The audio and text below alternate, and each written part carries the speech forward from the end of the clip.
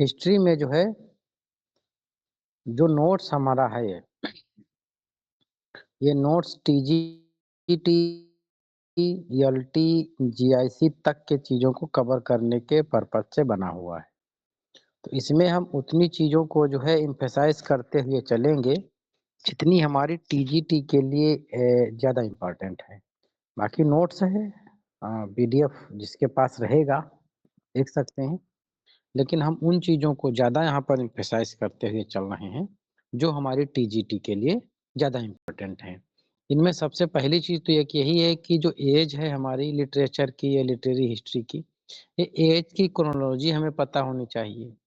जैसे कि 452 1066 मतलब 1066 तक के ओल्ड इंग्लिश एज कितने दिन का रहा?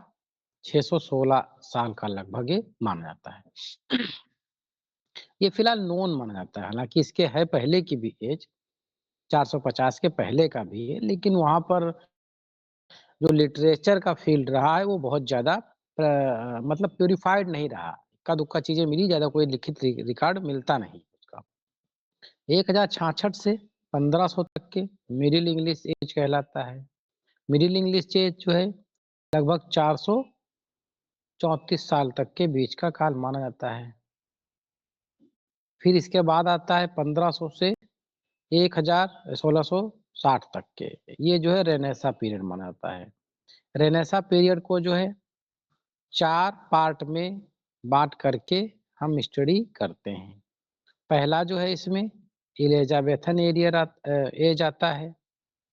ये टोटल जो मॉडर्न जो रेनेसां है, ये 160 ईयर का माना जाता है, जिसे हम अर्ली मॉडर्न एज के नाम से भी जानते हैं। मॉडर्न एज तो हमारा विक्टोरियन के बाद आता है, लेकिन अगर अर्ली मॉडर्न एज पूछ लिया जाए तो फिर 1500 से ही हमारा स्टार्ट हो जाता है।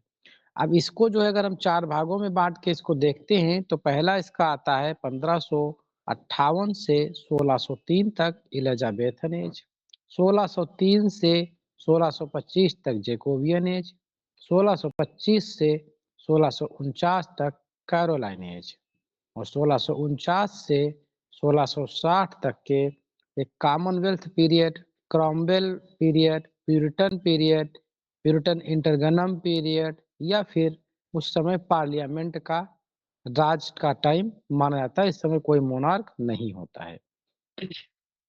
यहाँ तक के चीज़ों को हम लोग कवर कर लिए हैं। आज हम लोग पढ़ेंगे 1660 से 1798 तक के बीच का जो पीरियड है, ये माना जाता है द न्यू क्लासिकल पीरियड। ये पीरियड 125 साल का लगभग माना जाता है। इस पीरियड को पढ़ने के लिए हम लोग जो है सबसे पहले देखेंगे रेस्टोरेशन पीरियड।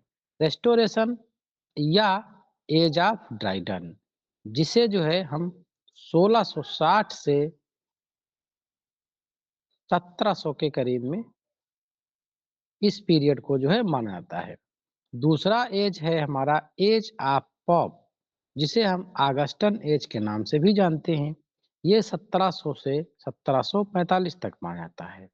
1745 से 1784 तक के माना जाता है ये एज ऑफ सेंसिबिलिटी, जिसे हम एज ऑफ जॉनसन के नाम से जानते हैं। तो आज हमें शुरुआत करनी है, सबसे पहले प्यूरिटन तक के पिछले सेशन में हम लोगों ने कवर कर लिया था।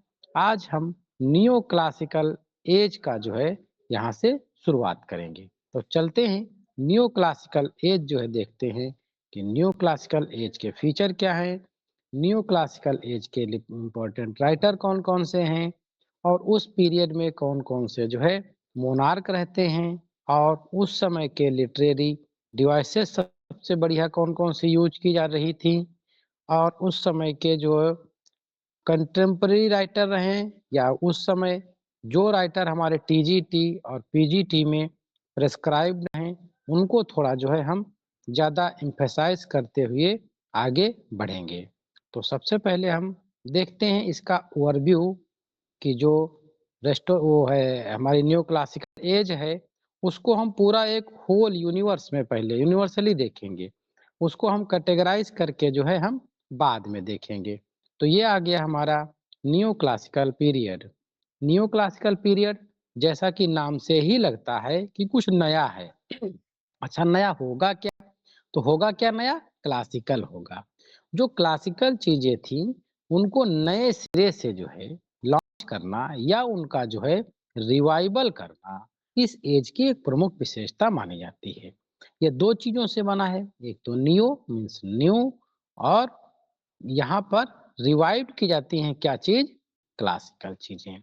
और कौन सी क्लासिकल होती हैं? ये एंशियंट ग्रीक और रोमन सिविलाइजेशन का जो है यहाँ पर रिवाइवल होता है। आपसे पूछा जा सकता है कि न्यू क्लासिकल एज में किस चीज का रिवाइवल होता है? तो ग्रीक और रोमन दोनों का होता है। जनरली जो है ऑप्शन में आपको कोई एक मिल सकता है, ग्रीक मिल सकता है या रोमन मिल सकता है, या ऑप्शन में ग्रीक और रोमन दोनों मिल सकता है।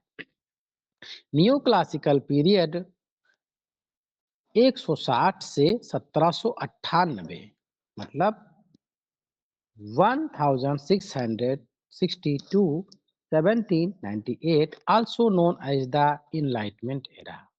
इनलाइटमेंट एरा मतलब यहाँ पर जो है बौद्धिकता को ज्यादा जो है प्रमुखता दी गई, रीजन को दिया गया, तर्कवाद जो है ज्यादा निकल करके आया।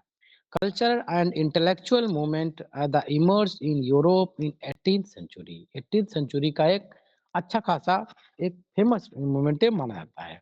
It was characterised by the renewed the interest in classical learning and rejection of the ornate baroque style previous century। Question यहाँ से बना है, आगे भी बन सकता है।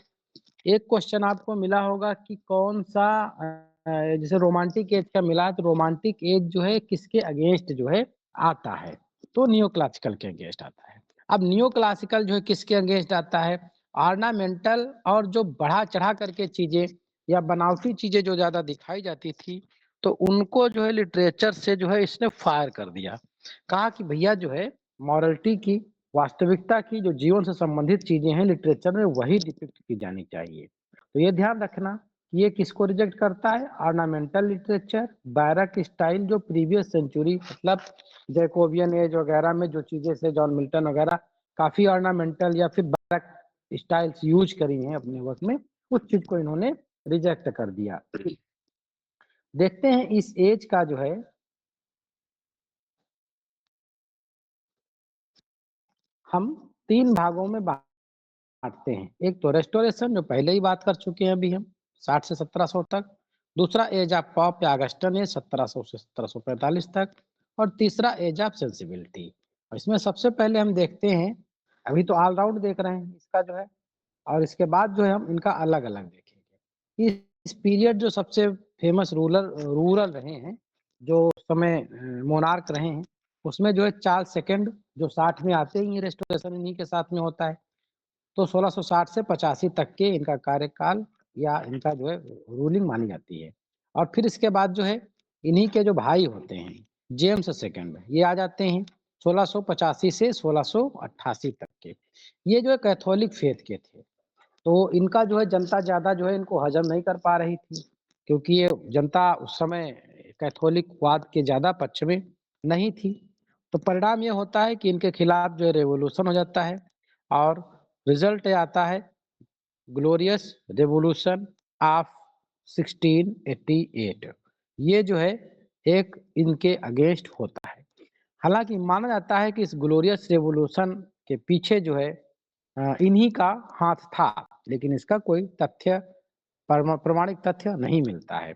इसके बाद जो है विलियम एंड मैरी, जो कि मैरी इन्हीं की लड़की थी, जेम्स सेकंड की, इनका रेन आता है।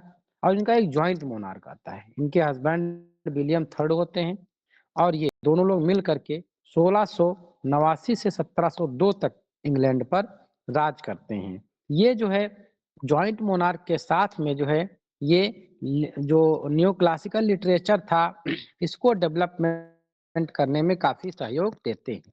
साथ में इनके नाम ये भी क्रेडिट जाता है कि एक कॉन्स्टिट्यूशनल मोनार्की भी स्थापित है। कॉन्स्टिट्यूशनल मोनार्की आगे मिलेगा भी। मोनार्की मतलब कॉन्स्टिट्यूशनल मोनार्की अगर पूछा जाए तो किसने स्थापित किया था, तो विलियम थर्ड और मैरी सेकंड ने स्थापित किया था। कि विलियम की डेथ हो जाती है, मैरी बाद तक के सरवाइव करती हैं और जो है आगे का राज वो संभालती हैं। इसके बाद जो 1702 में जो है क्वीन एन का जो है शासन आता है, 1714 तक रहता है। Queen Anne was the patron of and art of supporter of new classical literature. ये भी न्यू क्लासिकल लिटरेचर को काफी सपोर्ट करते हैं। इनके पीरियड में नॉवेल्स काफी ज्यादा जो है फ्लोरिश्ड हुए, खूब लिखे जाते थे। जॉर्ज फर्स्ट, जॉर्ज सेकंड और जॉर्ज थर्ड 1714 से 1820 तक के इन जो है तीन मोनार्क का जो है यहाँ पर देखने को मिलता है राज। इसके इनके टाइम पर जो है अलेक्जेंडर पोप, जोनाथन स्विफ्ट के काफी जो है वर्क आते हैं। इनका जो है एक पीक टाइप इन्हीं के पीरियड में माना जाता है। इसमें जो है जो इस एज के मतलब किस एज की बात कर रहे हैं हम, नियो क्लासिकल की बात कर रहे हैं। हालांकि नियो क्लासिकल को हम पॉप की ड्राइडन, पॉप और जॉनसन तीन एजेस में बांटते हैं। हम इन तीनों एजों को मिला करके यूनिवर्सली देख रहे हैं, फिर इन तीनों को अलग अलग देख लेंगे। तो अभी जब हम यूनिवर्सली देखते हैं तो इसमें जो है 1660 के बाद मिल्टन का वर्क आता है, ग्रेट वर्क पैराडाइज लास्ट। तो इस एज में जॉन मिल्टन भी आ जाते हैं। इनका समथिंग अगेंस्टस भी बाद में आता है। जॉन ड्राइडन, इन्हीं के नाम पर रेस्टोरेशन एज पड़ती है, age of Dryden. Alexander Pope, ये एज ऑफ पोप आ जाता है जो इसके बाद की एज आती है, ऑगस्टन एज।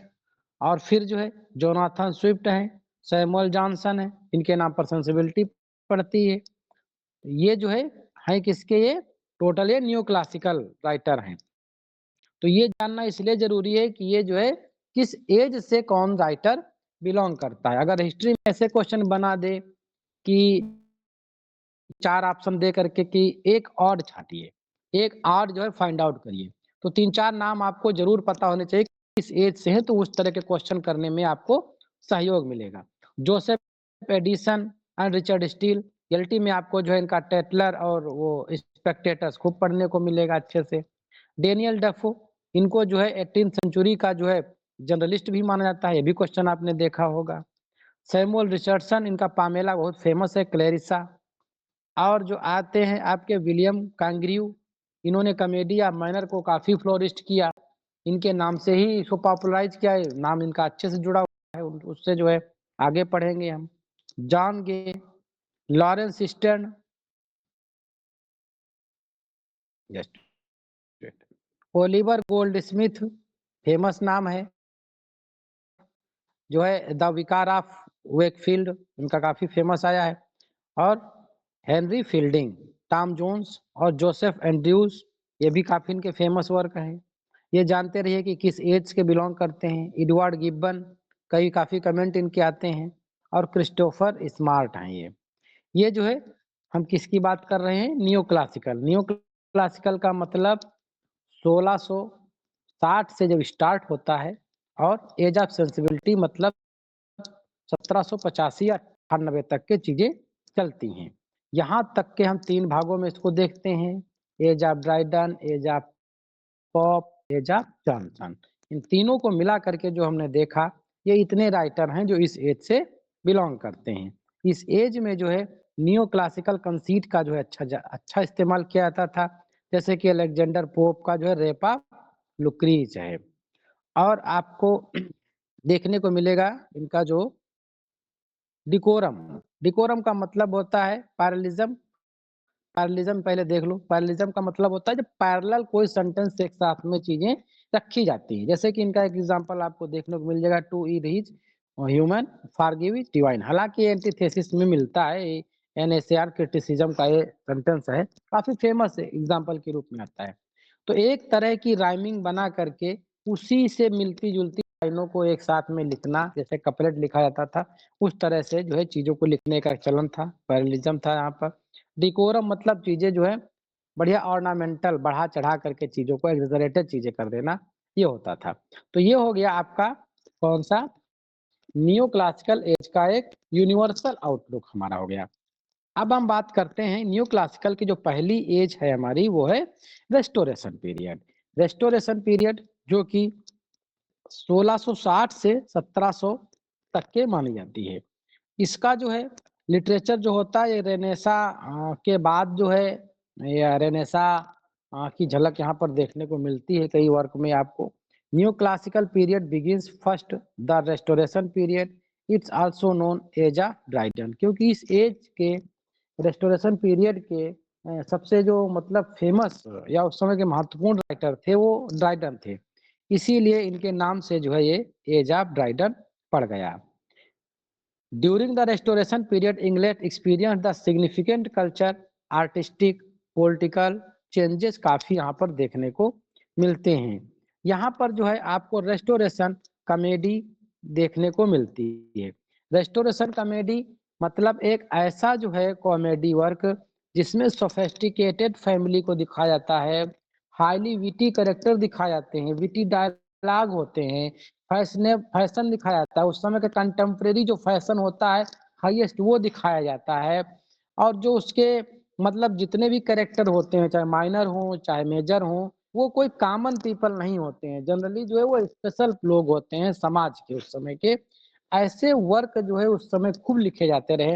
हालांकि टर्म तो ये रेस्टोरेशन यहाँ पर आपको देखने को मिलता है कॉमेडी या मैनर, लेकिन इसकी शुरुआत या ये जो फीचर हैं आपको विलियम शेक्सपियर के भी कई प्ले पर ये चीज आपको अप्लाई होते हुए मिलेंगी। जैसे कि आपको 2021 में क्वेश्चन भी बना लव लेबर लास्ट, तो जनरली रोमांटिक कॉमेडी में वो आता है, लेकिन वहां पर था क्या कॉमेडिया मैनर, तो जिसने कॉमेडिया मैनर माना उसका सही हुआ रहे, और कॉमेडी रोमांटिक कॉमेडी जिसने लगा दिया गलत हो गया उसका।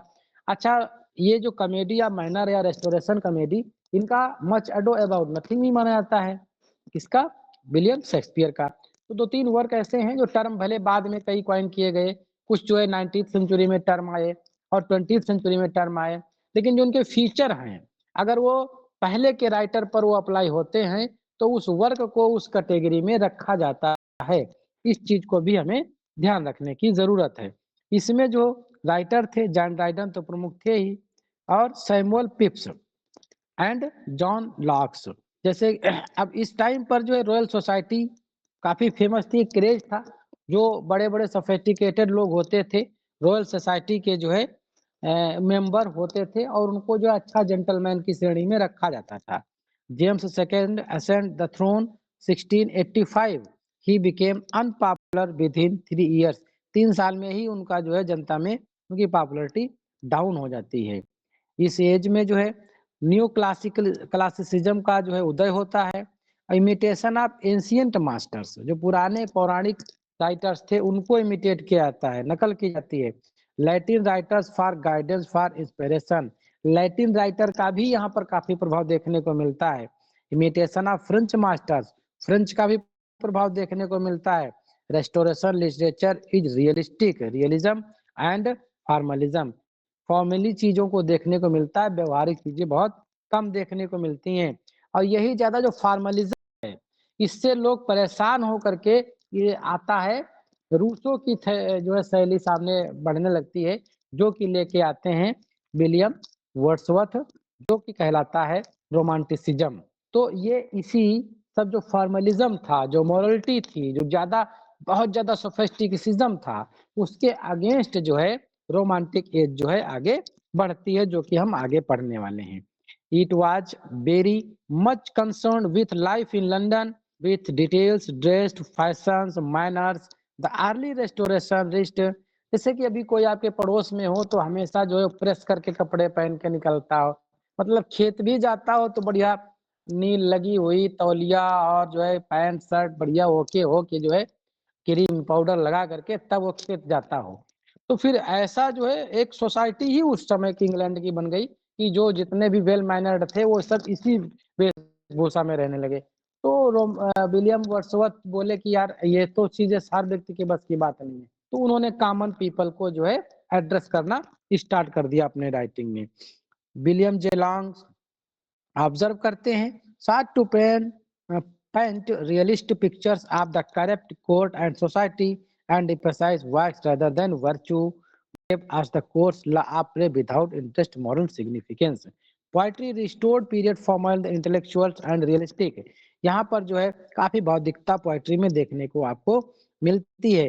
ग्लोरियस रिवॉल्यूशन जो है 1688 इसका जो है एक महत्वपूर्ण इवेंट रहता है।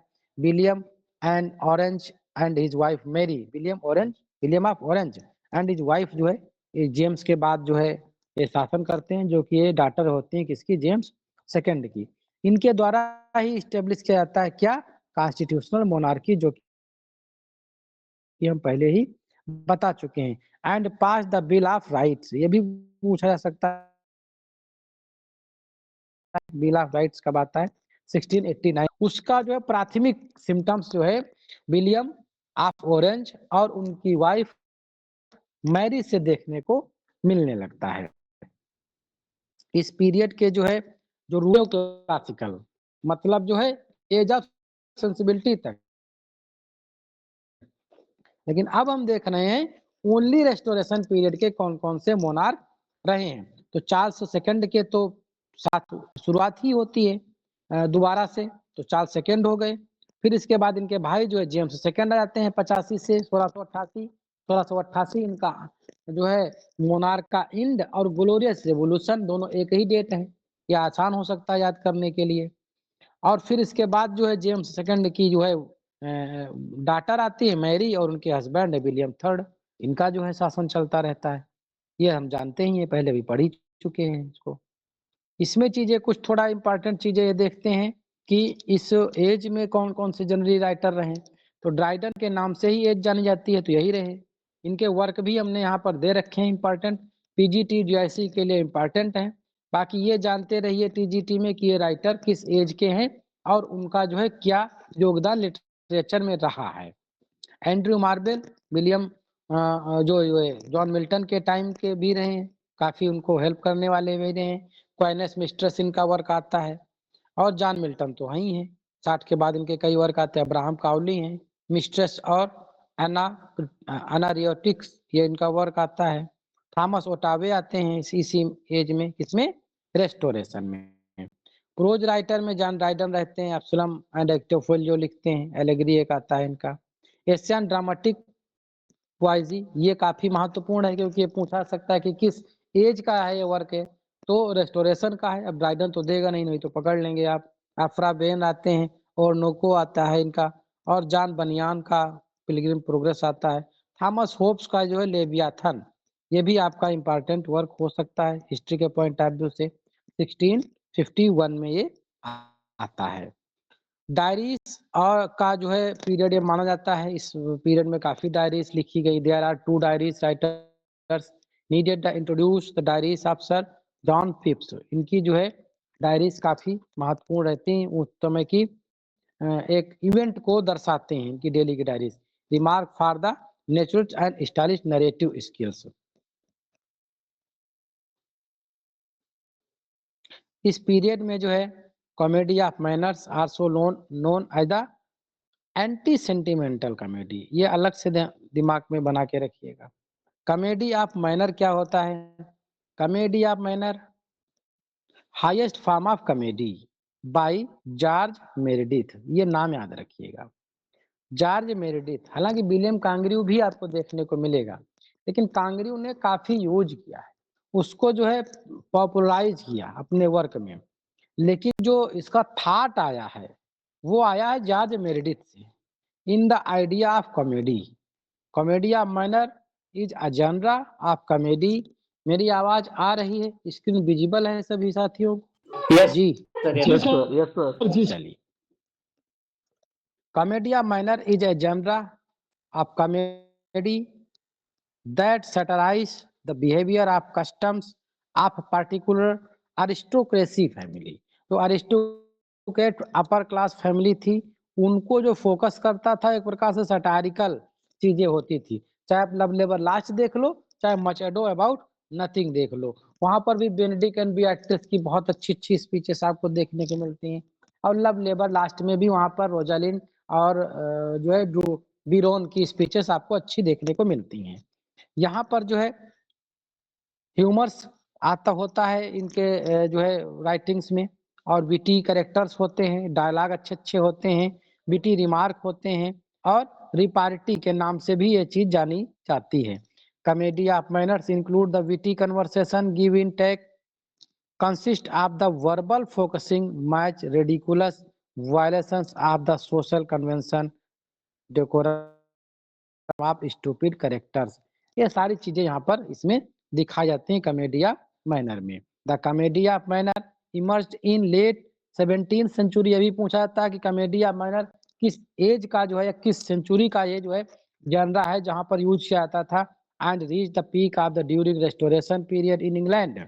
प्लेराइट्स such as William Congreve, George जो है Etherege and Richard Brinsley Sheridan वगैरह ने, ये सब लोगों ने ज्यादा इसका इस्तेमाल किया। पर prominent figure of his genre famous example comedy of manners include Congreve's, the way of the world, इसका एक फेमस एग्जांपल देखने को मिल जाएगा। The humour of comedy manners from the characters vanity, hypocrisy और ऑब्जर्वेशन एंड सोशल नॉर्म्स। यहाँ पर कुछ चीजें आपको अतिरिक्त देखने को मिल सकती हैं, जैसे कि conventions, manners and moral value को यहाँ पर स्पेशल स्पेस दिया जाता था। इस एज में जो कॉमेडी ऑफ मैनर है उसके जो राइटर हैं उसमें सबसे पहला नाम विलियम कांग्रियू का आता है। फिर जो है जॉर्ज इथर्ज का नाम आता है। इनके कुछ इंपॉर्टेंट वर्क भी है, द कॉमिकल रिवेंज, ये सब कॉमेडिया मैनर कंसीडर किए जाते हैं। जॉन वेनबर्ग, ये सब कॉमेडी ऑफ मैनर के लिखने वाले जनरा हैं। रिचर्ड ब्रिंसली शेरिडन, ये भी जो है कॉमेडी ऑफ मैनर थे। ऑस्कर वाइल्ड, लॉरी आफ्राबे, जॉर्ज फार्क, ये सब जो है कॉमेडी ऑफ मैनर को अच्छा इस्तेमाल किए हैं। इस पीरियड में जो है विटी बहुत ज्यादा इस्तेमाल किया जाता था, मतलब बौद्धिकता। बर्लेस्क, जैसे जॉन ड्राइडन का जो है मैक फ्लेक्नो देख लेंगे, बर्लेस्क हो जाएगा। और वहां पर से जुमरी को उन्होंने दिया है एक, वो भी बर्लेस्क है। आयरनी, इपिग्राम, रेस्टोरेशन पीरियड जो है यहाँ तक के हम इसको फिनिश करते हैं। With this complete the restoration period, let study 18th century which include the age of pop in next segment। तो आज का सेशन हमारा यहीं तक रहेगा। थोड़ा थोड़ा पढ़ते रहिए। हिस्ट्री एक ऐसा विषय है, बहुत ज़्यादा दिमाग में इंटरेस्ट नहीं पैदा होता है, लेकिन जानना जरूरी है। चीज़ें यहाँ से जानते जाएंगे तो राइटर को पढ़ना आसान हो जाएगा। हमें बहुत ज़्यादा डेप्थ में तो नहीं घुसना है टीजीटी के पॉइंट ऑफ व्यू से, लेकिन हाँ जीआईसी पे अगर जाना चाह रहे हैं, पीजीटी तक के जाना चाह रहे हैं, तो हमारे इस नोट्स को डेप्थ में जाकर के आप पढ़ सकते हैं। बाकी जितना हम पढ़ा रहे हैं टीजीटी के लिए, मेरे हिसाब से यहाँ तक की चीज़ें कवर हो जानी चाहिए। बाकी मैं बंद नहीं करता, किसी को मना नहीं कर सकता कि भाई पढ़ो ना। आपके पास अल्बर्ट है, विलियम जे है, वाटसन है, ऑक्सफोर्ड है, जितनी भी हिस्ट्री की बुक्स हो और जो भी हो आपके पास, उसको जो है जितना चाहो उतना पढ़ लो, जितना चाहो ज्ञान हासिल कर लो। लेकिन इतना जरूर ध्यान रखो कि टीजीटी के पॉइंट ऑफ व्यू से जितनी इंपॉर्टेंट चीजें हैं, सबसे पहले उनको अगर हासिल कर लोगे तो वो ले सको, जहां से ले सको, चाहे जिस कोचिंग से ले सको, ऑनलाइन ले सको, ऑफलाइन ले सको, दोस्तों ले सको, यूट्यूब से ले सको, किसी टीचर से ले सको, लीजिए और सिलेक्शन अपना सुनिश्चित करिए। तो आज का जो है सेशन हमारा यहीं तक रहेगा। मिलते हैं कल as usual. Thank you thank sir. You.